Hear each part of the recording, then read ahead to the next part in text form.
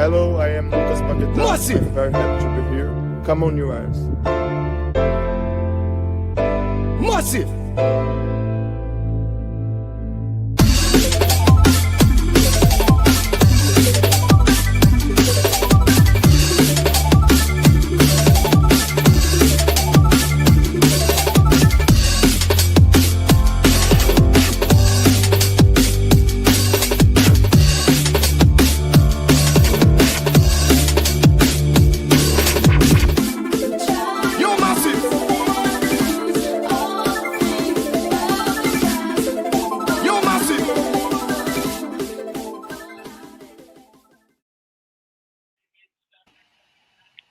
Hello everyone, welcome to the Boleyn Lounge Tuesday talk show. I'm Jeff and I'm joined this evening by Mick. Thanks for joining me, Mick. How are you, buddy? I'm all right, Jeff. Good. Hello to everyone in the chat. I'll come to your comments shortly. What did you think of that game last night, Mick? Did you enjoy it? I loved it. Yeah, I loved it. I just, I love the fact that, what's been said on this show for longer than I can remember, that our friend JWP is not good enough for that level. He didn't even put him in the squad. And he brought in legs. I just felt first 20 minutes was probably Everton's best spell while we were trying to work out perhaps what the new boss is trying to implement. But I think once they scored, actually, I thought we were the better side for the rest of the game. Perhaps possibly not for the last 3-4 minutes. But, yeah, I mean, that's just a massive improvement. Massive improvement. Same old flaws and failings were there to see at times, weren't they? I mean, Areola had a decent game, but still his flaws, the distribution, that was on show a little bit. Mavropanos, he's been in pretty good form recently, but he had a little bit of a wobble last night. Well, I think, are you talking about when he lost the ball for the free kick? Yeah, that, and I think for the goal, I think he needs to. He can't stand and watch the guy jump in front of him. If he can't win the ball, he's got to move towards the ball, try and make that chance a bit harder. Yeah, I kind of get that. It's what's wrong with our defence, though, is no one wants to take responsibility, do they, and say, I'll do that. And I just think that was on show a little bit last night. Come on, Nuno's just in the door. He's had 2 training sessions. I'm not trying to be overcritical about it. I'm just saying it would have been a miracle if he could have ironed all of that out in 2 training sessions, and it was still there to see. But there was lots of positives, I thought, last night. Jeff had another great game. I thought the number 10, can't pronounce his name there, number 10, I thought gave him a bit of a torrid time at times. But going forwards, he's superb. He needs to work on his throw-ins, doesn't he? Yeah. But it's mad. But I thought both fullbacks had a good game, actually. I thought Walker-Peters did really quite well against Grealish. They decided to try kicking him to start with till he got his book in. But after that, I thought he did quite a good job of marshalling him through the game, kept him pretty quiet for the most part. Potsy done a good job on him when he came on as well, doubling up on him, nicking the ball off of him. He done well. Yeah, and well, we move on to Magassa. I mean, first 15 minutes, I thought, oh my God, I thought he was shaping up to have a real shocker. But he grew into the game, didn't he? And by the time he came off, probably rightly so, with the booking under his belt, I thought he'd had a pretty good game for his full debut. Just a young lad, sort of thrown in there. Couldn't argue with it. So he started a bit shaky, but I thought he really picked up as the game went along. And like you say, Potts came on and did himself no harm, did he? No. Sorry, Jeff. Somerville's superb, wasn't he? Yeah. What I liked about Magassa is that once he settled, he had no thought to passing the ball sideways or backwards. Yeah. There's a couple of little turns there to get into a forward position. You know, what we've been missing, but, I know I have commented so many times about Paquetá. I just think, for me, I've said before, I wouldn't care if he played for West Ham again or not. But after last night, I'll take that back and swallow it, because that's exactly how he should be playing. But he is playing with players around him that he's not doing their jobs for. You know, he bossed a lot of the stuff going forward, and that's what he should be doing, a player with that ability. But he had the help last night, and to me, he looked every bit the good player that, you know, everyone on this show says he is. You know, I don't like all the diving around and the fouling and the moaning. He had nothing of that last night. He just got on and played the game, and when he does that, fantastic. So the boys that came in with the bit of pace, the bit of legs, the bit of forward thinking, his whole game went up another level. And you know, I'll sit here and say, I've criticised him for the last 12 months, but he had a good game last night. It's interesting. I thought he looked like he had the touch of Souček at times about him. Thought he gave away a lot of loose passes. Yeah, but he was trying to link play, Jeff. He wasn't. When he didn't work for him, he wasn't chasing someone around trying to kick him or falling over. You know, his effort, his whole body language last night was completely different, which that's always been my thing with him. You know, I know he's had his problems, don't get me wrong, you know, but unfairly as it turned out. But yeah, I thought he looked good last night in trying to do the things that he's in the team for. Fair enough. Bowen was his industrious, usual self, wasn't he? Not always effective as he can be last night, but he came up with his goal. Influences the game, doesn't he? So. Just does what he does. Fulkrug, for me, I was pretty disappointed in, and if I was in a dressing with him after he'd been saying how his teammates were shit last year, I think I'd be looking at him thinking, wouldn't be so keen to throw about who's shit at the moment. Because the problem with him is you can't say he doesn't try. He does. You do see him, but. He's so way off the pace for a lone striker, you know, not going back in time, but, you know, you do wonder why Mickey maybe didn't get another season. He's not playing for anyone now. Maybe he'll come in at Christmas and bolster things. You need someone who's just shut down and have a bit of pace, don't you? And he just doesn't do it.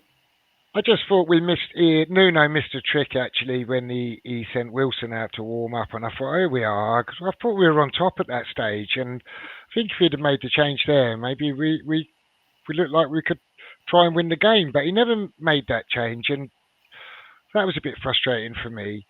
But on the plus side, you look at the bench, you had Guilherme, Potts, Scholes, and Marshall. And Potts and Guilherme both got on and got minutes as well. So first game in, 2 training sessions. He's mixed it up. JWP's out the fold. He's brought some youth in. You've got to remember Fernandez and Magassa and Jiff are all quite young as well. Mm-hmm. So good signs, I think, from Nuno. But we've sort of seen this before, haven't we? Potter came in, got a really good performance in similar circumstances at Villa last year. Never really quite see a performance like that again. We got a bounce the other week against Forest, and wondered if we'd turned a corner. I mean, I think it was a pretty good, solid away performance. I think we were good value for the point, and I think if we'd have pushed for it, we might have even been able to get the win. And we're the first to score at Everton, and they looked every bit what they are, quite resolute at the back. You can see why they haven't conceded lots and lots of goals. But they're not the most ambitious either, are they? And we've got a different test coming up at the weekend. So he's got all week with them now before that fixture. It'd be interesting to see what kind of performance he gets out of them next week. Because I will say one thing. I thought we were a little bit more resolute, had a bit more grit about us, and sort of showed the game got a bit riled up at times, didn't it? 3 of our back 4 got yellow cards. And we've been struggling to get someone a booking in a game recently. So, not campaigning for loads of bookings, but kind of got into them and got up them a little bit more than we have done in recent times. And we definitely need that. We need to be a bit more resolute, don't we? 100%. What you didn't say about the bench there is that Eagle was there, which seems to be slightly forgotten about because he's been in for a few weeks. But he's an experienced centre back that will probably play in the back three on Saturday, I suggest. Saturday or Sunday, whatever day we're playing. And Ambasaka will be back from injury, hopefully, and you'll have another week. You'll have Thomas back, so it's not a bad bench if you look at it from what you said to the others, and that because there's a proper bit of depth, isn't there? Yeah, I mean, Magatta's unproven, isn't he, as yet? But Magatta's unproven as yet. But I quite like what I saw out of him, barring the first, 15 minutes or so. But give him a chance to settle in the game. He definitely did settle into the game, and going forwards, Potts, he'll be a good player. He'll be a good player. Potts looks good as well. Looks like he might get a chance under Nuno now. Mm-hmm. Hopefully. I'm just going to come to the chat because I don't want to leave all these guys out. Usual's in. Good evening, Usual. He says he's hoping Nuno's third time lucky. Leslie's popped in. He says good evening, and he'll catch the show after work. Thanks for catching us, Leslie, and we'll catch up with you later. He says good evening to Usual. I can't see them, Jeff. They're they're out of the screen. What am I doing? Are they? Sorry about that, mate. They're not there now. No. Tyler says good evening. All right, yeah, I got it.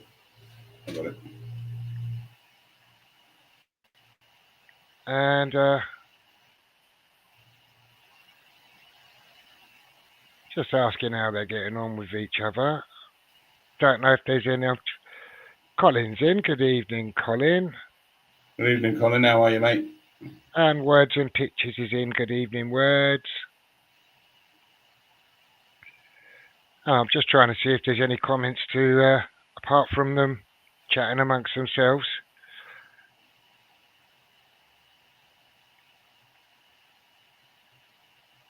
Thank you, Colin. Yes, thank you, Colin. He says, evening, Jeff and Mick, you wonderful gentlemen.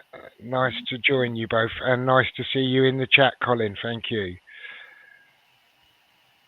Any comments on last night, Colin? Yeah, I'm going to have to change my glasses, Mick. I can't see these comments with these ones on. That's better. I really enjoyed the watch-along with Stell. Sterling effort with a great bunch of chatters. I watched the game. I didn't watch the watch-along. I did tune in to Stell after, and he did a great job late last night chatting as well. And good luck to Stell today. If anyone doesn't know, he had an op today. Yeah, yesterday. So I hope you're well, Stell. And as usual says, hopefully it all went well for Stell today.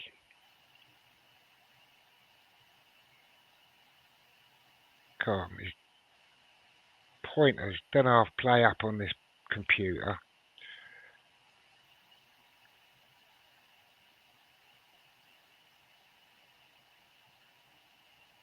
And the special one, good evening, Damien, says, should never have given Potter the summer.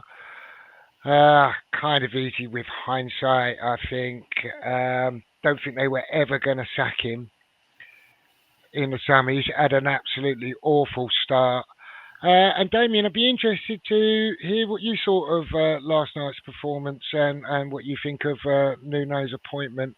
As everyone will see in the thumbnail, I put it's a bit tongue-in-cheek, the noon in, noon out. But when he was appointed on Saturday, I almost felt there was a bit of a backlash from some that were really not quite happy about it. And there was almost an undercurrent of Nuno out before a ball had been kicked. So I think people have kind of got their heads around it a bit more now. But there was a poll on Sky Sports of West Ham fans, and 74% were happy to have him. So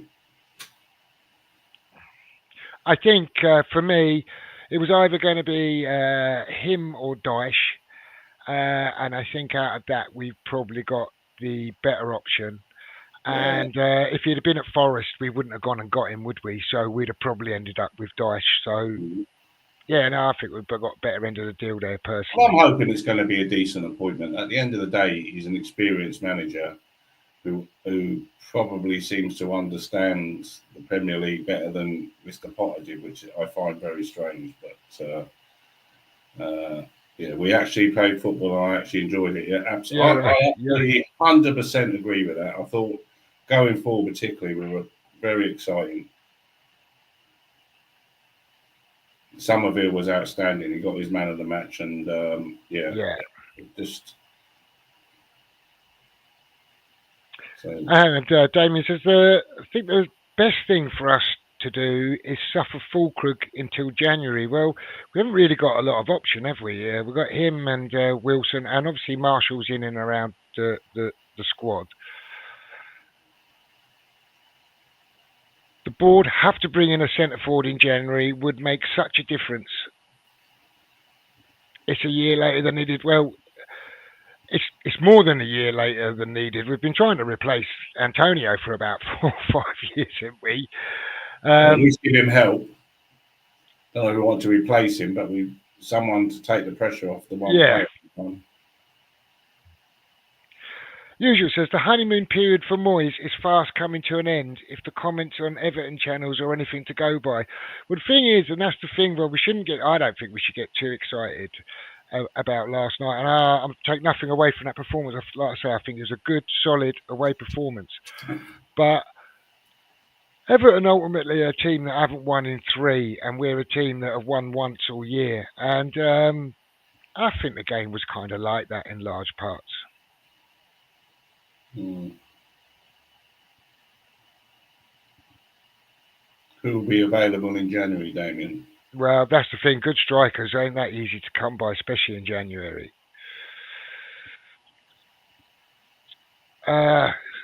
Damien says, to usual, I think their fans underestimated the quality of players we actually have, while Moyes knew otherwise.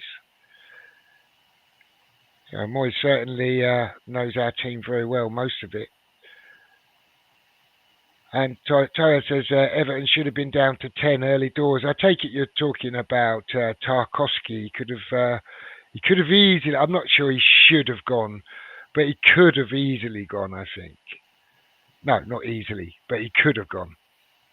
We've seen them given, as you say. Yeah. Trying to catch up with the chat here now. This pointer, I tell you, is driving me mad. I'm going to get a electronic mouse, I think. I don't know why it does this. It drives me mad. Right, I can try and catch up with the chat now.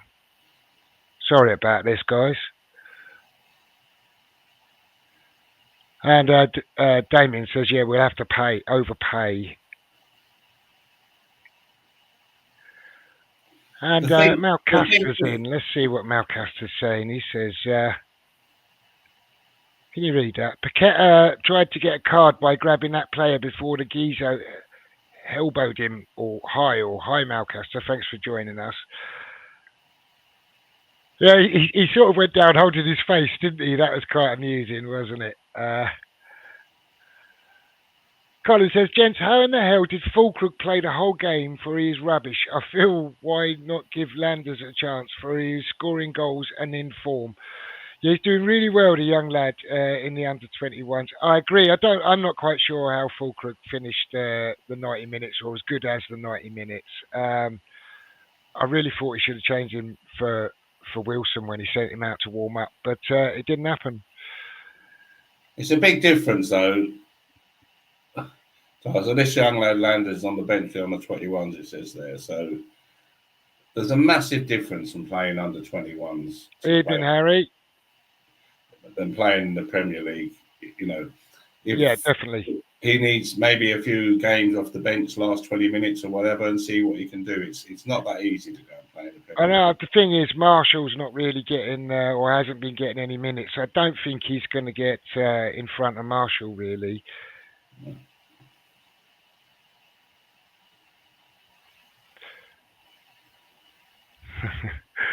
Tox is asking Harry about his life drawing. He says, not tonight. The model cried off last minute. And Tox says, usual said he'd volunteer in the future, Harry. He likes to swing in the wind.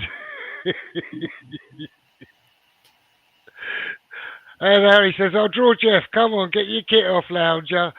Oh, dear, you'll have to have a pretty small canvas for that, mate. And very good eyesight. Yeah, magnifying glass. Liverpool losing. Yeah, they are as well. I've got it on, but I've missed it. So we could. I mean, there's an option, isn't there, by Harry Kane when he leaves Bayern at the end of the year. Yeah. Another youngster. Another youngster. And Harry says, I've heard it's more settled on the sack. Colin says, yes, I liked the setup last night and players seem to enjoy it. The only disappointment, no decent striker. Yeah, and well, we're kind of stuck in that situation until January at least. Probably not against Arsenal, but he does have options. He's got Somerville. Budgie seems to think that the lad that come on the sub, Galermi, that's how I say it, isn't it? Galermi's worth a start. Budgie's been banging on about him for ages. He loves him. You could try to put Bowen down the middle for the time being and have them two boys wide of him. Yeah. If Falkirk or Wilson starts on the weekend, then there is no chance. Then the two best centre halves in the league he's up against as a pairing. I don't fancy Bowen up against them either, to be honest. No, but you wouldn't play that way, Jeff, would you? You wouldn't stick him right up against him. You'd almost play him as a false nine or Paqueta. You'd be playing once you go up against them two boys, unless you're so tough like an Isak or something with pace and can give it back. You need the pace first and foremost because they're both very quick. I mean, Arsenal's probably got the best defence in the league. But they're going to push right up to the halfway line, so they're going to be pushing and pushing and pushing. So the space will always be being behind them, and it's not for Falkirk to damage that area. You're going to need players like Somerville, say Galermi, who is as quick as everyone says, Bowen, Paqueta breaking through. Even if you do, just don't play with a centre forward, play 5 and 5, and then break from midfield. Falkirk or Wilson up against them two centre halves is a waste of time. So he may come up with a plan. Who knows? It's not for me to pick his team, but we don't have a centre forward that can. Now, if Nicky was playing for the first hour, he'd give him a bit of stick. Obviously he's not there, but he couldn't last an hour and a half against them either. They are just such a good pairing. But the idea is getting behind them and not fight with them. So it'd be interesting to see what he does on Saturday because that's, as you said earlier. It was Everton. They are what they are. David Moyes is what he is. And you kind of know what you're going to get when you're playing Everton. So you know what you're going to get playing against Arsenal. But they are going to play a very, very high line, especially if they think if Falkirk's playing, the line will always be high.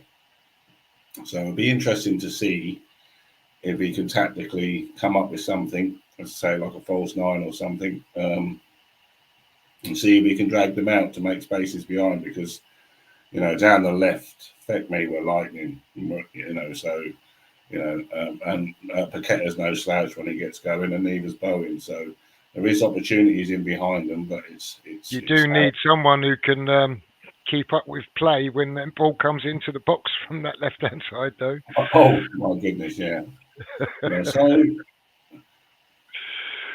What's that? I thought Macaulay's been set. Is that Macaulay? I like the play we needed to. Yeah, Damien's saying he liked it. I think he's talking about last night's game. So I liked it. Played the way we needed to. Resolute and direct. I'm very happy with the Nuno appointment. I think the players will like him. Hopefully we can keep Macaulay, who can bring us some more gems. But yeah, I think Macaulay's gone or going. He's gone. And I read yesterday he was already gone. Yeah, I believe so. Or if not, they're sorting out his package. Mm-hmm. But I think he's he's on garden leave. I think he's been asked to exit the building as far as what I read yesterday. But I could be wrong. You don't know. What you read isn't always true. So Usual says to Harry, he's naked and afraid.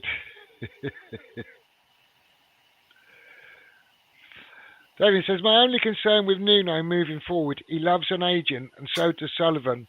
This data-led approach is the right way of doing things.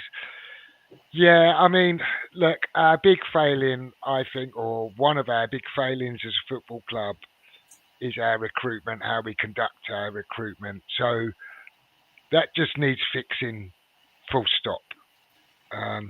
It needs fixing, but it also needs to stop wasting large amounts of money when they do as well. Yeah. If you look at who was it I was watching the other day, and I thought, where did he come from? And he scored 2 goals. Oh, was it Brighton? No, not Brighton. Bournemouth. Oh, Brentford had a new striker, didn't they? Saturday, yeah. Right, yeah. Brentford paid next to nothing for him, and he scored 4 goals already this year, I think. Yeah, for Brentford. I can't say his name. He's got a name that I can't pronounce, but yeah, I mean, they're the sort of gems you should be picking up. Not paying stupid money for people that have had their day. Back to doing live drawings or something there. Has anyone got an opinion on... do you know what the cricket slang is on the bottom? What's that? That comment. So it says, last time he did a live drawing, the studio overlooked Fenners and the West Indies were playing Cambridge University. I went and watched the cricket and had a chat with the W1 WK Jeff Dujon. Are you asking me what that means? Yeah, I don't know. It's cricket no, speak, no isn't idea it? Either. Yeah. I think it might be the West Indies wicketkeeper now. Right. Thinking about it. Mm-hmm. You'd probably know that straight away if you knew his name. If you was into cricket. Harry says, did you follow any other disciplines, Togs, artistically? And he says he was doing an art foundation at the time, and art history, but homelessness and a fucked up couple of years put paid to that, so I became an accountant. There we are. Interesting. Life stories on the Boleyn Lounge. Usual says here, he's a fabulous piss artist.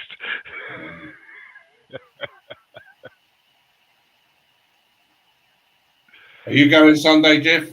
On Saturday, sorry? Saturday, no. No. Supposedly, we put in a late bid for a centre-back to replace Agard right out the end of the window, but we ended up with Igor on loan. So they have money there. Go and use that on a centre-forward in January.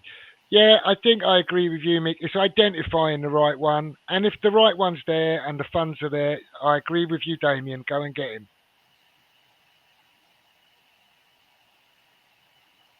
I don't know if Eagle's an emergency loan. I think it's probably finance based. He's an experienced. He's not like the lad, the centre forward. He's an experienced centre half. So I would say he's every chance of doing a good job for us while he's here. Malkster says, has Jeff got any male siblings? What a player. He sprints, he battles, and what a crosser of the ball. What a ball he delivers. Like, it is incredible, isn't it? Well, I did say a few weeks ago, he'll be the best left back in the Premier League before he's finished. Yeah, I love him. I watched him in the summer and thought, why can't we get someone like that? And lo and behold, we did. Harry says, he used to be a legendary piss artist. And Damien says, Macaulay is still here by all accounts. Right. Tony's in the chat. Good evening, Tony. He says, evening, Jeff and Mick. Sorry couldn't join you. Currently away right now. No problem, Tony. Thanks for tuning in, buddy. Yeah. And we'll catch you. Any comments on last night, Tony, you want to add? And just while I'm scrolling through the comments, I just thought I'd touch on the protests. Obviously, there were protests before the Palace game. We didn't have a show last week, so I didn't get to touch on those. And now Potter's gone and Nuno's appointed. And his first home game is Brentford, which is the game of the boycott. Now, I'm a little bit torn on boycotts anyway. I think there's all kinds of reasons why people go to football. Sometimes the football can almost be secondary, so I think it's a big ask to ask some people to boycott games, and some people don't want to, and I respect that as well. Now, this particular game is a Monday evening, and it means I won't get in at past midnight if I don't go. So it's quite easy for me to actually boycott this game, stay at home, have a few beers, watch it on TV. But I do wonder going forwards how boycotts might affect the team. And ultimately, as fans, we're there to support the team, no matter what we think of the regime. And if you want to protest against it and try and get them out, I think that's fine. But I don't know if not protests, but boycotts and asking people to continually boycott is a great move. That said, I will support the boycott on the Brentford game. I made my mind up that I would. I attended the protest prior to the Palace game, and I will boycott the Brentford game. The next protest, I believe, is a sit-in against Newcastle. I think that might be a bit more difficult because the way that stadium empties out sometimes, getting people to stay behind, that might be a tough ask. So that, I think, will be a real test of people's dedication. But I'd like to know what you think about all of that, Mick, and you guys in the chat as well. I'd love to know what you guys think about the idea of boycotts, sit-ins, and the protests in general. Well, I think if you pay your money, you have the choice. Yeah, so that's the answer to that. But do I think it's positive? No, I don't. I think I said on this show 2-3 weeks ago that the club is clearly got problems in the way that it's run. On the same voice, there's a lot of money being put into the club by the ownership. Unfortunately, I think it was 235 million spent on players under Lopetegui. Yeah, so they've spent the money. The problem is they are the badly. Well, let's put it this way: I don't think that Brady and Sullivan particularly can identify players, and they've taken bad advice on the manager, Lopetegui at the time, on the players that he brought in. And if I'm being fair on that subject, is before last season started, there was a lot of joy on this show about having one of the best windows we've ever had. In actual fact, it turned out to be one of the worst windows we've ever had. So, there is two sides to that story. To come and spend your money. I know there's Well, I don't know if you've seen it there on Sky Sports the other. I think it was end of last week. West Ham are the second best supported club in the country, and they're the fifth best supported club in Europe. Yeah, and that says a lot about the West Ham fans that go every week. And I feel like if you are paying for a ticket up front, like your season tickets and stuff, you've paid for it.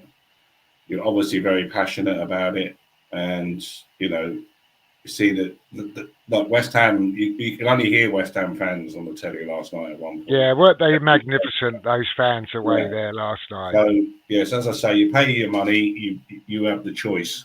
But I think realistically, I think some of it is over the top, in my opinion, because I say it's not. Beginning of the last season, on this very show, everyone was excited. Oh, it's the best window we've ever had, and everything's going to be. And it fell apart. And out of the players we bought, who did we buy? Somerville, excellent but he missed out last season for injury. That's true, but these protests are not really about They're about the ball, aren't they? transfers either. They're about, it's much deeper than that, and it's much more deep rooted than just like last window. Give me an or example of how it's window before. deep rooted, because if the team was winning, these protests wouldn't be happening. So give me an example, Jeff, without Well, it's the examples are what was sold for the move from Upton Park to the new stadium, which they've blatantly lied about. The lack of investment. So they've put money in, but they've took money out. I don't think Brady's doing the deal of the century. Turns out not to be such a great fucking deal. Turns out to be a great deal for them, but doesn't turn out to be a great deal for the football club, really, does it? Doesn't produce the revenue now. So we're the best supported, but our match day revenues don't reach anywhere near Tottenham, for example, who have got their own stadium, run their own, get all of their match day. You pay £2 million a year to rent that ground. Where do you get that from? Where do we get what from? Well, when you say you haven't got the revenue, we pay £2 million a year to rent. Well, because I think we get about £18 a head or something on a match day for fans attending the stadium, compared to £28 or £30 a head at Tottenham, for example, something like that. Well, okay, so you can break this down for me, Jeff, because I'm confused. Well, it's because it all comes down to who. Don't we pay rent? Don't we pay £2 million rent? Yeah, we don't get any. Yeah, we do, but we don't get any revenues for the stadium, really, do we? Or we do. Are you talking about concession stands? Yeah, all the well, not the club's hospitality. They get that revenue, but the bars and stuff. Yeah. So they only get a small portion of that. They've sold all that. So, they've sold pretty much every asset that the club ever had. Like, we rent the stadium. They got the revenue off of Upton Park. The training grounds not invested in. It's all mortgaged up to the hill.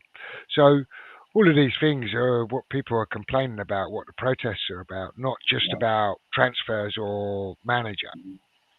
Do you think, though, if the team was, say, top 6 today, that people would be moaning as much? I'd probably say not. As much? No, probably not. But I think there's been a bit of a catalyst. What's happened as well? Good evening, Ian. What's happened is, whether it's to do with the international break or not, but we've actually got a little bit of focus onto the protests, I guess, from not just from social media or YouTube or the West Ham bubble, but actually the mainstream media. It's getting out there on BBC and Sky Sports, Talk Sport. It's getting mentioned. Sullivan's put his little media blackout in because he doesn't like it. Feels betrayed by his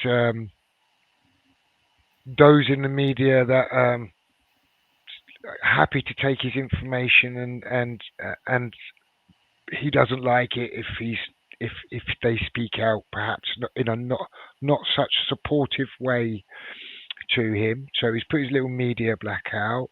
So he doesn't like it.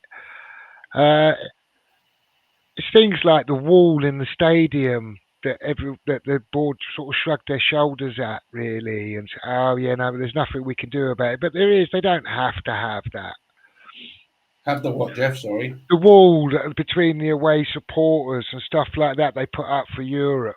They had to do that for Europe. They don't have to have it now.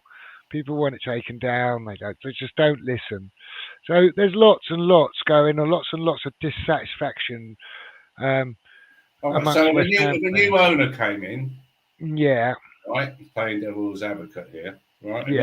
And say a Saudi owner comes in with bags of money, like they did at Newcastle, but they can't spend it because of PSR. Right. They're going to be in the same stadium, whether you like it or not. Yeah. So how is it going to change by protesting? Well, I think ultimately what lots of people, this might not be a reality, but ultimately I think that people would like a purpose-built football stadium. Now, I don't know if that's ever likely to happen. If you've got 300 or 400 million, yeah, to Yeah, spare. but I think that's what people would like. Whether that's just a utopian dream or not, that might be a different thing. Mhm. Tony's responding to you saying about the game earlier, and he says, yes, Mick, first half we looked a bit shaky, although we showed in areas where the football was potterless. The second half showed where we grew into the game, and Nuno's passion was great to see. He's very happy. Yeah. Well, I that's think, a really good point because when we scored, yeah, it's the first manager in a long time that I actually like got off the chair and was like, you know what I mean? Like it meant something. It really meant something, and that is a great comment. Ian says, evening gents, Jiff is very raw, but a huge prospect.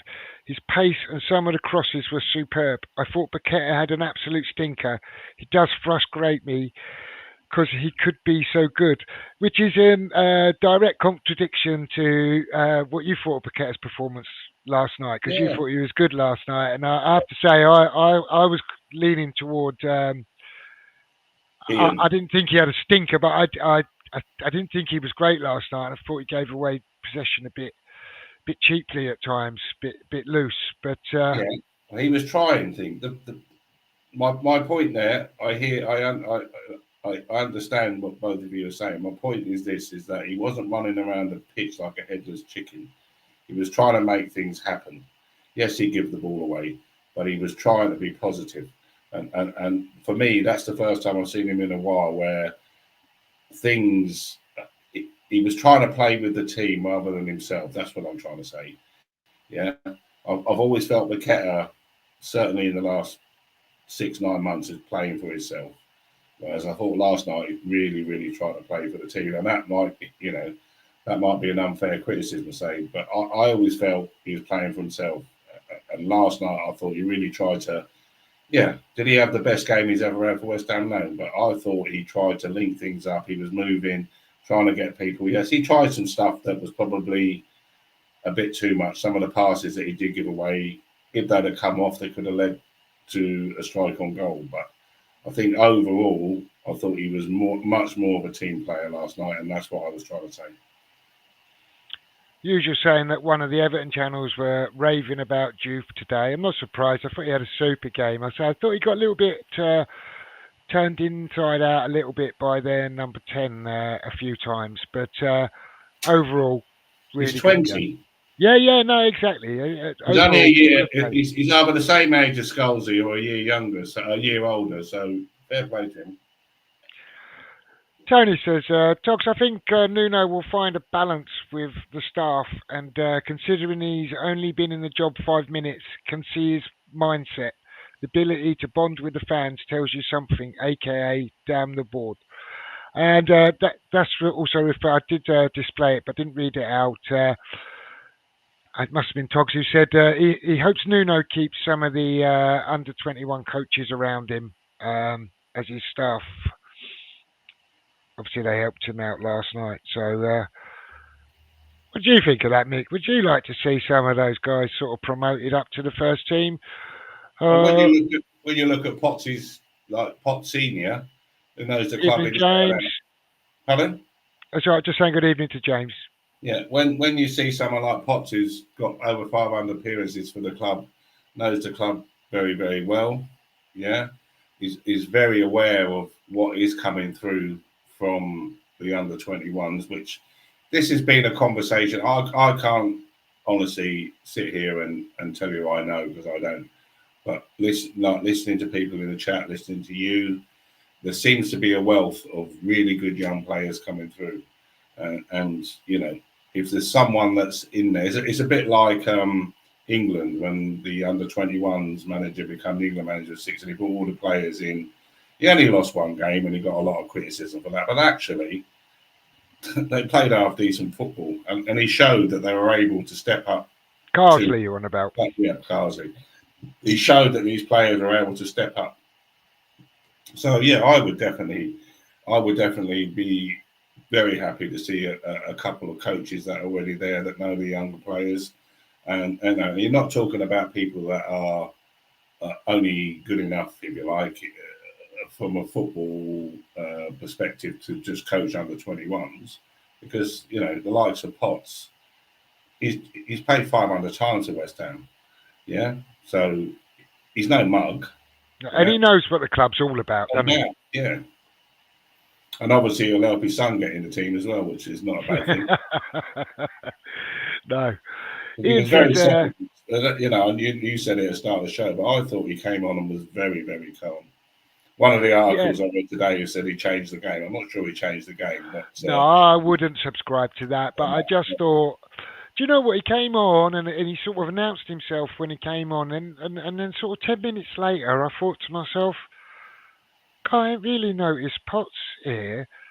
And then I sort of watched that for a bit, and I thought, oh, do you know why I haven't really?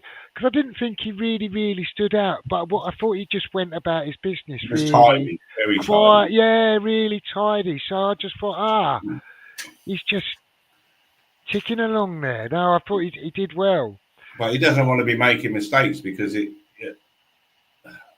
being a young lad, if he made a couple of mistakes last night, he could have easily gone out of the picture in Nuno's head early doors. You know what I mean? Yeah. Because he had a really good pre-season, which I've seen, I think, 3 of the games, and he looked good. And then he never got a look in after that, which everyone on this show was bemused by that. Yeah.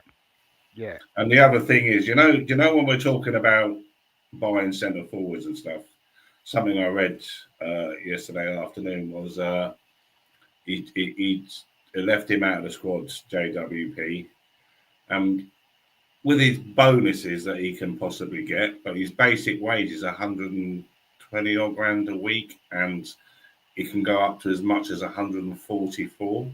What a striker you could buy for that.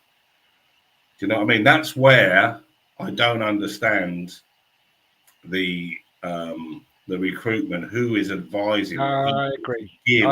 Give a player like that, an average player. He's not a bad player. Yeah, but he's a very, very average player. No, but we've got Areola's on 100 plus K a week. Yeah, Areola, we spoke about. Rodriguez is on goalkeeper, Jeff. He's but we're talking about wages now. Yeah. Right, he's on 100 plus K. Alvarez was on 125K. Rodriguez is on 75K. Fulkrug's on 90K. It's fucking madness, but that's a separate conversation, isn't it? Really? Well, yeah, but it is and it isn't, because when you're talking it goes back to the recruitment thing and what needs to be changed. Yeah, and where that money's going. I mean, the boy that was on loan, the Spanish boy, was he on 235 grand a week or something? Yeah, but we were paying 80. Yeah, and we were paying a big part of his wages, Yeah. So from the protests that are still up here, I'm happy with the protest tactics each game. I just feel if then protests would almost diminish in 6 or 8 weeks if we've got say next 8 games we had 5 wins and a couple of draws or something. Yeah, people would switch their mind a little bit. Yeah, it will be a real big test for the protests if we get a massive upturn in form. It really will test the resolve of people who want to protest, and we'll see if they keep it up or not. I think boycotts are the only way Sullivan and the board will take notice, but at the same time, it might affect the team, and I do worry about boycotts. I agree with that. Reservation about that. I always agree with Colin. He must be a very clever man. But yeah, it's just kind of changing the subject, but it's on the same basis. There was, again, for the match last night, they'd done analysis on Crystal Palace, didn't they? Not beaten in 18 games. Yeah. And I was just struggling a little bit to see, but out of them 18 games, they beat Liverpool 3 times, yeah? Out of them 18, I think out of them 18 games, they had 11 draws. Yeah, and now they're the best thing since sliced bread. So, yeah, but I couldn't see that screen. I was struggling to see the green, but where I was looking for the W's, and yeah, they're a bigger percentage of draws than they have wins. But now they're like the biggest thing since sliced bread because they've beaten Liverpool 3 times, and I think that's what people are looking at. Yeah, so yeah, there's the perception of how well people are doing isn't necessarily the reality. I mean, they're not gonna. They haven't been. They're unbeaten in 18 games, and they're not going to win the league, are they? Yeah, and so yeah, it's perceptions is what I'm trying to say. It's that to go on an unbeaten 18 games is fantastic, but you've actually taken if you break down the wins, I don't. It's less than 50%. But I couldn't quite see the screen, so I might be talking slight bollocks there, but I don't think I am. Damien says, I'm pro-protest until January at least. I feel like they've left the squad short this season. I think we're 2 first-team level players away from a respectable side. I don't really understand how you can protest sort of until January, though, Damien. I like if you support the protest that says get BS out, then if that's not achieved in January, what changes for you then? Well, it goes back to what I was saying. If the team's successful, he's saying there, and we were talking about recruitment, yeah. So we had and I agree with that comment. Yeah, another really 2 good players in would make a much different team, and then people will stop moaning. You have whoever comes in will not change the stadium. Whoever comes in is highly unlikely to build a new stadium. So you can protest all you want, but ultimately the damage, and I think there is a degree of damage. I'm not sure it's all damage. Although the letter that was put in, Mick, right, did say not necessarily for Sullivan to sell the club, but to step away and put someone who knows about football in charge to run the football club like a football club. But that's what I said to you. Instead of being like a circus, he does it. That's what I said to you 10 minutes ago. That they pay for advisors, yeah, who are badly advising them. Yeah, he sells porn. He doesn't do football. You know what I mean? Yeah, exactly. Yeah. He's probably very good at porn, but you know, yeah, he's made a lot of money out of it. But at the end of the day, yeah, he needs to be advised better. Yeah, well, and I think that's so. It's not necessarily. I think ideally, lots of people would like Sullivan to ultimately sell the club and get new owners, but step aside and appoint a CEO to run the football club in a correct manner is really what they're asking for. And Damien says they have spent. There's just so many examples of wasted money, and that's absolutely true. You can't argue with that. That's the problem. Yeah, it is. That's the problem. Yeah, you look at Brighton, you look at Bournemouth. I mentioned many times on this thing. Yeah, their recruitment, their selling. Yeah, there ain't no protests at Brighton or Bournemouth. Yeah, they just get on with it, trying to do the best that they can. But the money them boys make, the money they make, but they pay it out in wages because they don't get, perhaps, particularly Bournemouth, the crowd that, because they've only got 11,000 stadium. But yeah, it's so well run, and they're obviously been well advised. No one runs a football club on their own. Sullivan ain't sitting there going boom, boom. He's being advised. He's paying for advice. Well, one of those people that are advising him badly, in my opinion, is Brady. Yeah, could well be. But there we are. Ian says about the protests. I would also add that the protests are very much now against the board, Sully and Brady only. There is no protest against the team or Nuno, and they weren't Potter related for that matter.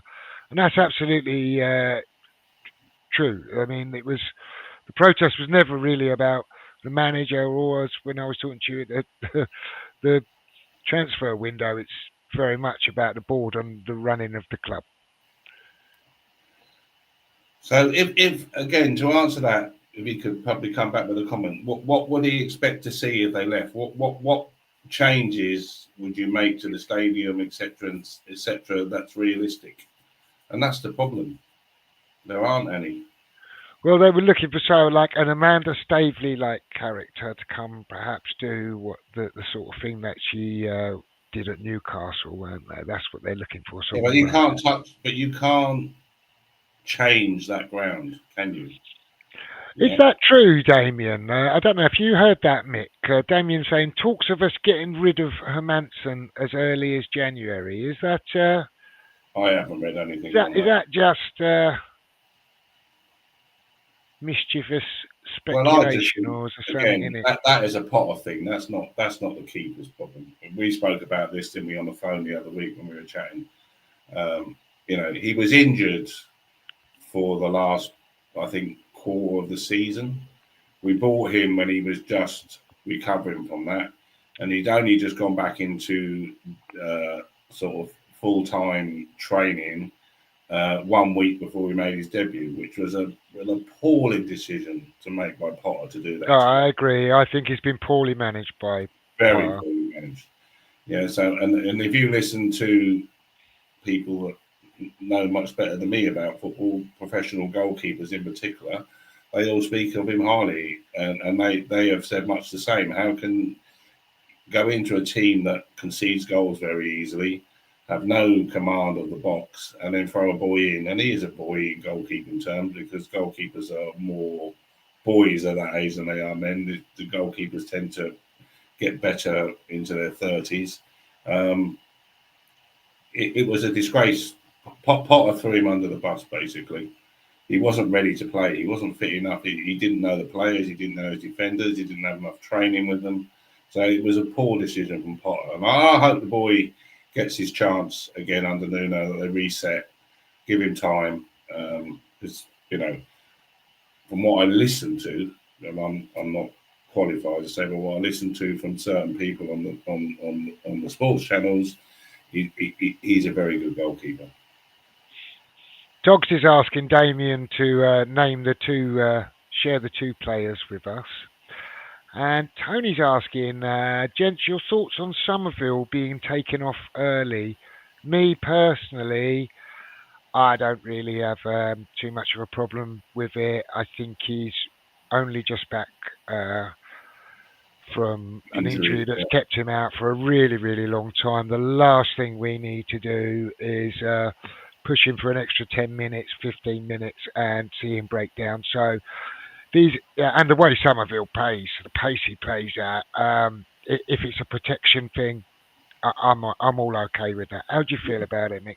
Exactly what you said. 100%. Yeah.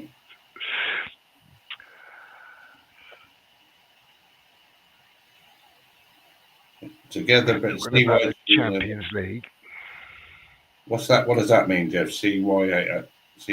They are a bit ambitious, to be honest. They both playing in the teams that won't make the next stage. I don't understand that one. They are a bit ambitious, to be honest. They are both playing in the Champions. There might, but there could be a comment I've skipped by in the chat. No, name the two players. Was it name the two players? One, they're both in the Champions League. Oh, right. Okay, could be. Yeah, I'm just trying to work that back. Yeah. Bong says he's might join the gym after reading the chat tonight. What's that, to play, or because you're fed up with us? Tuck says, I think he ran himself out of juice, Ton. Not fully match fit yet. Yeah, I think that, and you said it perfectly. We don't want to injure the boy.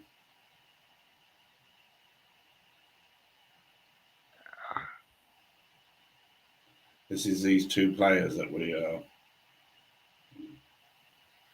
Has anyone got a gem in the background that we're all missing, that they think we could get in January as a striker?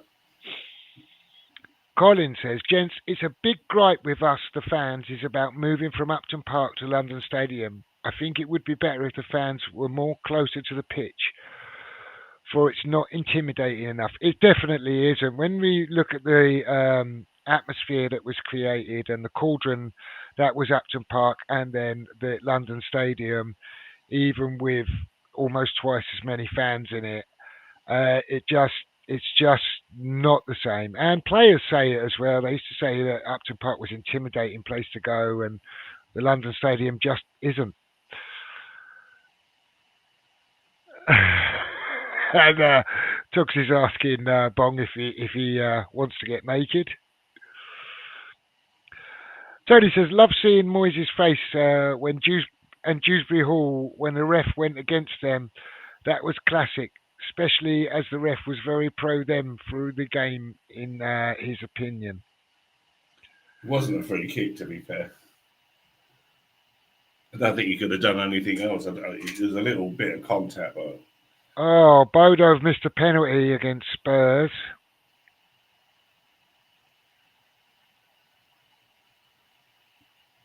Did I miss the name of the player that Damien put in there now? Who is that? Who can someone put that name back up? Because I'm lost too. I've not seen it. Obviously, Jeff is putting them up. So Scrolling, trying to catch up. Get a grip, Jeff, will you? Tony says we were supposed to be close to the pitch, but the firm that did the retractable seating went bust. So not sure if there's some issue with using them. They're just rotting in the gunnels. Yeah, you can actually see them from certain spots in the stadium. And Word says, Potts filled the spaces, stopping Everton moving through us. Yeah, I thought he just glided through the game, really. Tony says, Potts did things simple, receive the ball, release, and then get the ball back. Was an impact just doing that alone. Good to see him finally get the game time. Yeah, absolutely right. And I thought I'd almost caught up, but nowhere near.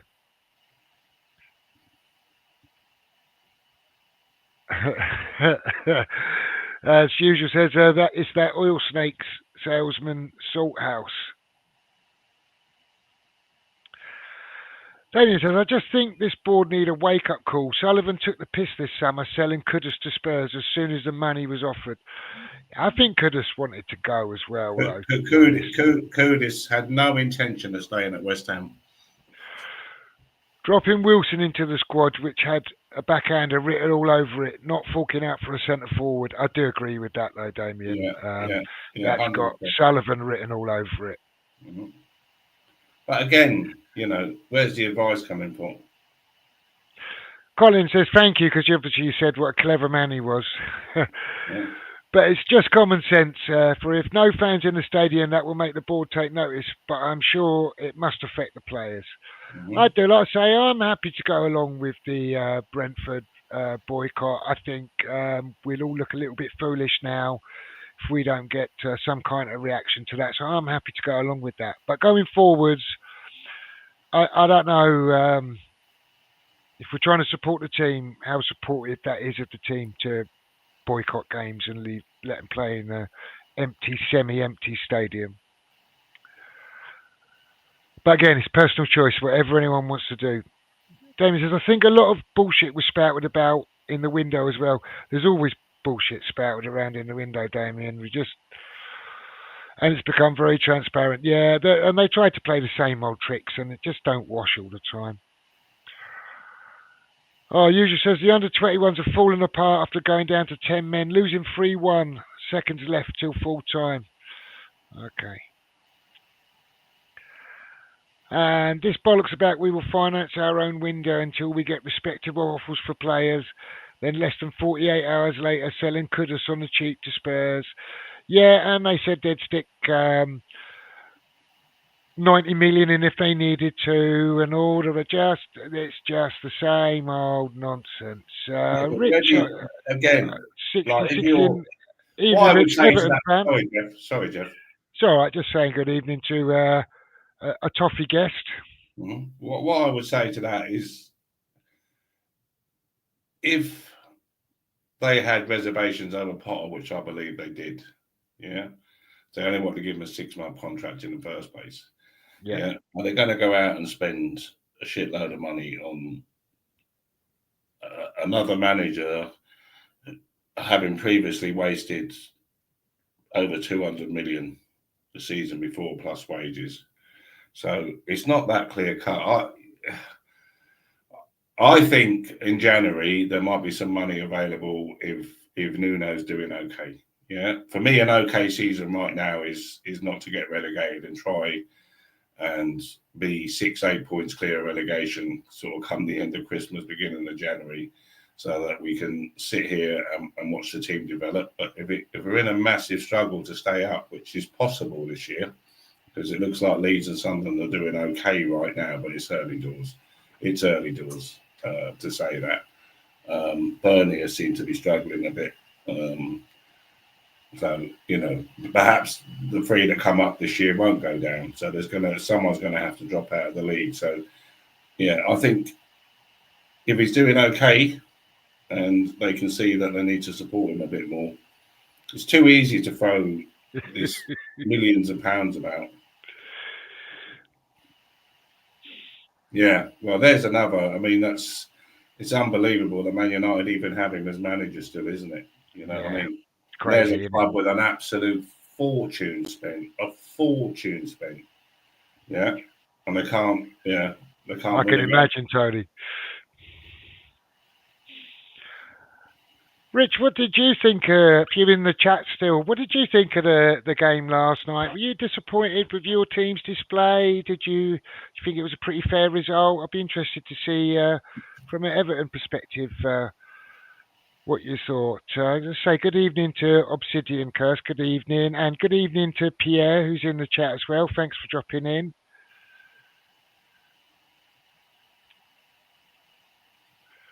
And I guess we should probably think about moving on, talking about what our expectations might be against Arsenal. Just say good evening to Freedom Sounds. We're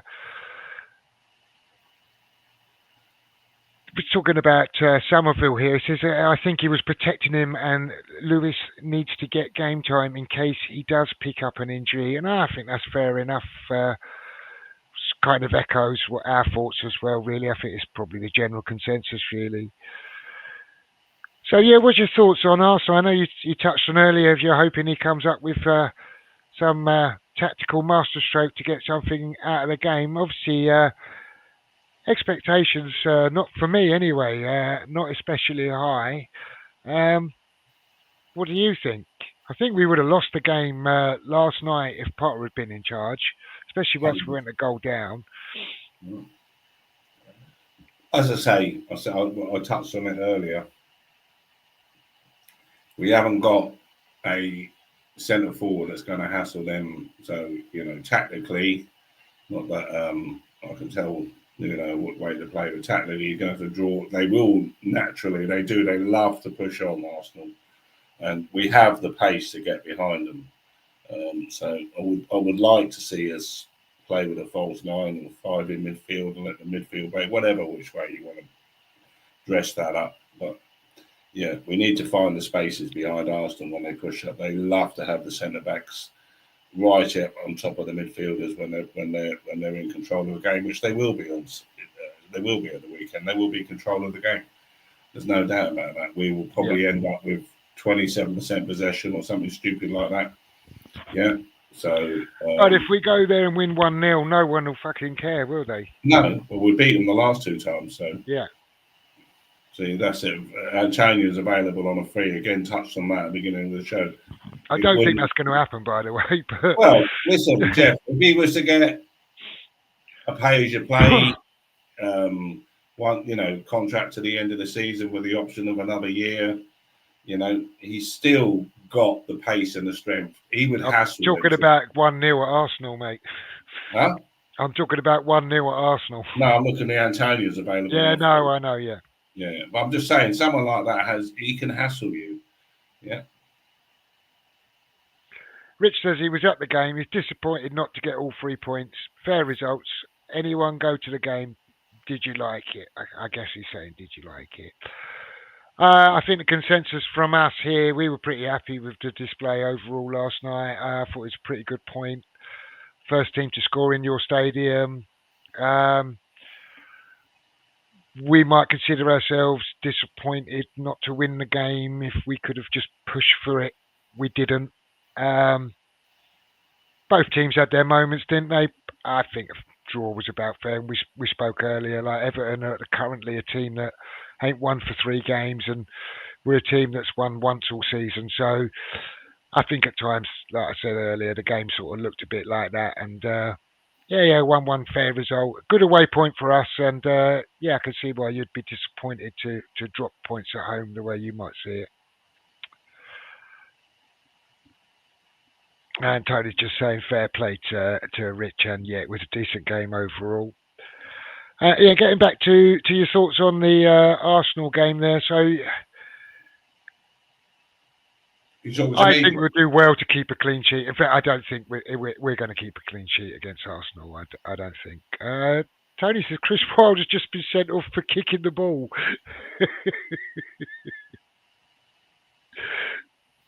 At least it wasn't the ref. Yeah. Yeah. I don't know, Jeff. Like, again, we need to avoid giving corners away at the weekend as much as possible. Yeah, definitely. But I think I don't look. They're a very, very good side, Arsenal. But again, like if you put your 2 banks of 5 up there, I still believe you can break on them. They get shirty, them 2 centre halves, and things ain't going their way. They might drag someone down who's on goal with a goal scoring chance. I'm clutching at straws here, but to get a man sent off, that kind of thing. I just think there is a bit of pace there that we can get in behind them. There's hope. Rico, sorry, mate. There's always hope, but yeah, I'm not expecting us to go there and win 3-0 or anything like that. Here's a good question from Pierre. I don't know the answer, to be honest. When does the AFCON start? Is it around December time? January, isn't it? Yes, it's January, is January, in the new year, isn't it? Yeah. When they go middle of January, don't they, to AFCONs? Tony says, hopefully Nuno works on defending during the week. Arsenal love a set piece. Yeah, they do. And I thought we weren't dreadfully bad against set pieces last night, but we we didn't concede directly from the set piece, but we just failed to defend that second ball again, didn't we? Coming into the box. Yeah, I think he'll probably play. I think he'll play 5 at the back with 3 centre halves. I think that Eagle will probably play. Rico says he's enjoying his retirement. He's turning 67 in November. Fair result for it. Disappointed, not 3 points. Anyone in chat, enjoy the views. If anyone did go to the stadium last night, I've only heard good things about Everton's new stadium. I've heard it sounded terrific on the TV. Everton fans seem to love it. I've heard a few people sort of even saying that they don't even miss Goodison Park. They needed to move, and they're into a purpose-built stadium. Looks great, sounds great. Haven't visited there myself, but if anyone in the chat has, give us some feedback on that. But yeah, I'm a bit jealous, to be honest with you, Rico, because your stadium does look brilliant.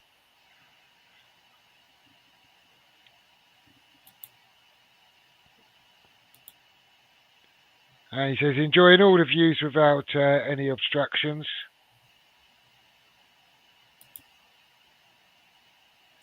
And Tony's just asking about his seats. Jeff, I'm going to jump out now, mate. Yeah. No worries. Thanks for joining me, mate. I'm going to work my way through the chat and wrap it up. Thank you, everyone, for coming. Thanks for joining me, buddy. Yeah, and I'll catch up with you in the week. We'll talk about our 4-0 victory against Arsenal next Tuesday. Yeah, no worries, mate. Speak to you later. Cheers, buddy. Take care. All right. See you later, mate. Bye. Bye. Damien says that ship has sailed with Antonio. If he stayed playing after those run-outs with the under-21s, you could have got him in shape to offer a decent 30 minutes of hustle and bustle. To be honest with you, Damien, when he was still at the club and playing for the under-21s, I really thought there was going to be a contract coming. But I agree with you. I think that ship probably has sailed now. And Pierre says that we need to have a contingency in place. Well, that's half the trouble with our football club. There is no contingency plan. There's barely a plan. And speaking about the AFCONs, who are we losing? AWB, GIF, anyone else? I don't think there is anyone else, is there? To go to the AFCONs from our squad? And Rico says, good luck with the protest. Thanks, Rico. Appreciate it, mate. Word says, a point on the road on a Monday night against a competent team after the start we've had to the season is a good result. Nuno gave us some fun and some confidence moving forward. Yeah, summed up very well, Words. Couldn't agree with that anymore. I think it was a really good point. Decent performance against a decent team. Ian says, your earlier question, Mick, I think it's unrealistic to expect that we can get Sully to sell. I'd certainly settle for Brady leaving. She is poison, and a football person in with Sully stepping back. I'm on board with that, Ian. That would do me. I agree with you. I think she's absolute poison as well.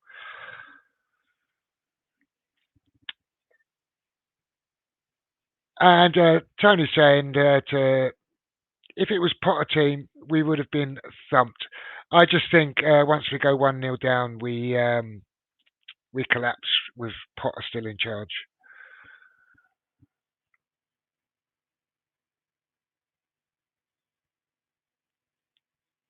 Colin says, didn't Mavro used to play as a centre forward at one time, play him up front against Arsenal and Todibo or AWB alongside Kilman? It's funny you should say that, Colin, because there was a couple of corners that we got last night. Mavro got his head on it.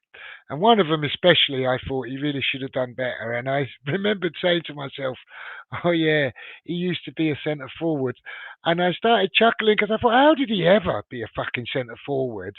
If that's the level of his nous in front of goal, I mean, you can see why he's ended up at centre half. And I've said it before, Colin.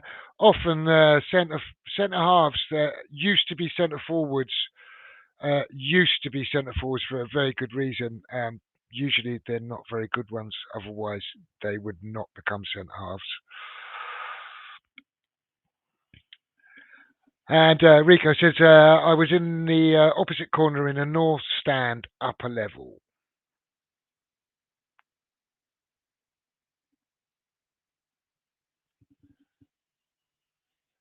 And Tony says he did see something the other day, not sure if there's any truth to it, that Brady might be going. I kind of saw a couple of rumours a couple of days ago, I think, about that, Tony. I'm with you. I don't really know if there's any truth in it, but I'd love to see her go. And Ian says, let's hope so. It'd be a big step forward. And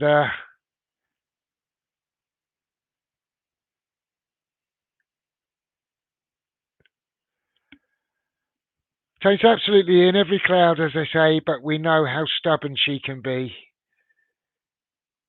Harry's saying good night. And you guys are saying good night.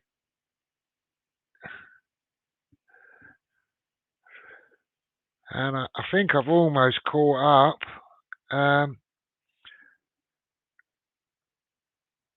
Any chance of Ivan Tony? Pierre's saying, I don't think we could afford him, could we? He's in Saudi, isn't he? Might be able to afford the fee if they kind of would let him go for 30 odd million or something. I don't know if we could afford the wages. Maybe we could try and get him on loan. Maybe that's an idea. Spuds are losing. Oh, brilliant, usual. I should have put that game on. Mind you, Liverpool's still losing as well.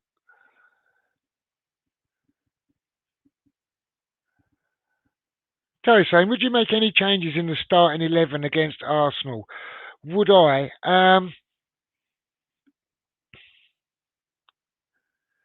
I think possibly not. Fulcrook was disappointing, but I'm not sure if you start Marshall. I do kind of agree with Mick. Regards whoever we put up front, if we put a striker up there, I think they struggle against Arsenal centre halves. But I don't really like the Paqueta in a false nine or Bowen in a similar role. So as much as I don't think Fulkrug or Wilson would get much change out of Saliba or Gabriel, I'd still probably play one of those up there. And I'd probably start with Fulkrug. And other than that, can't see a reason to change Areola. Mavropanos, despite bit of a wobble, I thought last night. He's had some pretty good games lately. He's been in decent form. I'd keep him in. Kilman, I thought, was a bit better last night, actually. Juff, you wouldn't take him out. KWP, maybe if AWB's back fit, you'd bring him in. But I think that'd be harsh on Walker Peters because I actually think he's done quite well there. As I say earlier, I thought he did quite a good job on Grealish. So even if AWB's back, I'd probably put AWB on the bench and start Walker Peters. Magassa, despite his what I said earlier about him being a slow start, I might just throw him in against Arsenal. I thought he grew into the game really well. And Souček's not available. It doesn't look like JWP's coming in. Not going to put Rodriguez in there.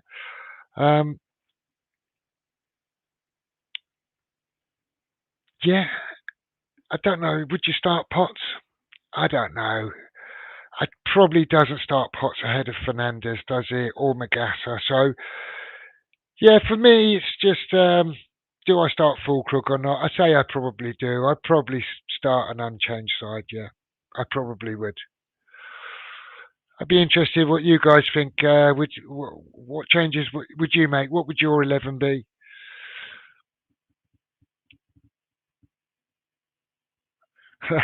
Tony says, get Mavro to watch Ian Dowie vids. He might learn something. Mick Arford vids. You might learn something if you watch Mick Arford vids. Damien says we need Duran to throw wobbly in Turkey and swoop in. Yeah, and much as you say the Antonio ship has sailed, I think the Duran ship has sailed as well. I think he thought he was coming to us, and I think ultimately we mugged him off, and I don't think he's the very forgiving type. So yeah, I'm not sure he's come to us now.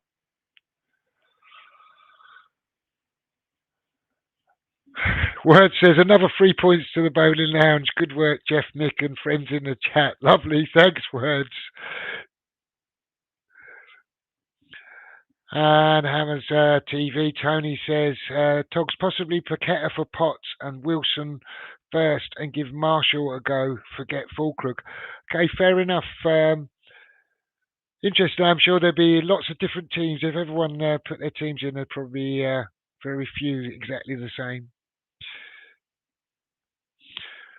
And Damien says same. He'd start Fulkrug as well. So Tog says I would start Wilson and might kickstart Fulkrug to deliver as a sub. Thing is, I was not that impressed with Wilson when he started the other game either as a starter. But I think Wilson's looked pretty good coming off the bench, so that's why I was disappointed he didn't get introduced against Everton, if I'm honest. Pierre says Marshall up top against the big Arsenal defence. Pac-Man through, balls on the deck. Yeah, interesting. I think that would be some test for the young lad.